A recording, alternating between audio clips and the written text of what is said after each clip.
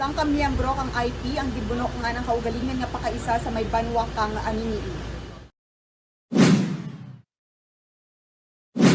Pilas sa busong ang naangken kang miyembro kang indigenous people o kan IP matapos nga dya ang ginbuno kang pareho naman nga IP nga ana mismo pakaisa sa sitio Timbubog, Barangay Sagwa, Aninii, Antique, alas 11:25 sa gabi katong Abril 9. Sa exclusive interview kang K5 News FM San Jose kay Police Captain Joey Castillon, ang officer in charge kang Aninii Municipal Police Station, ang naging pahayag nga magkaimaw man nga nagaimnanay kang makaharubog nga irimnen ang darwa sa balay mismo kang sospek kung sa diin region man nagatinir temporaryo ang biktima kang piraren na katuig. So, amo ray ang mga rasunes nga natural hindi naman hindi pamilya no, hindi naman maibitar nga pabayaan lang no.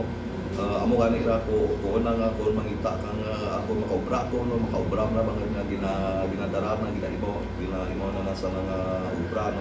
So it happened nga amo to ang natabo no.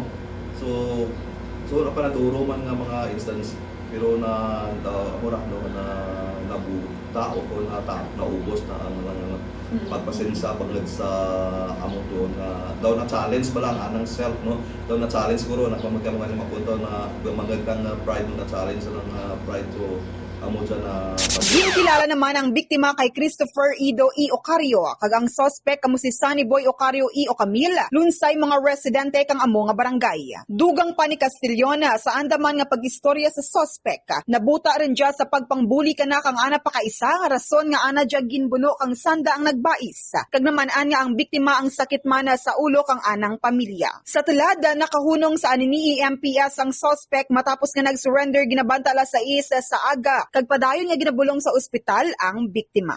Report pa rin sa may banwa kang Aninii, K5 Aileen Montero Magbanwa. Para sa Kampiyon nga Balita Serbisyo Publiko kag Kalingawan sa Antique, ang kampiyon nga estasyon K5 News FM.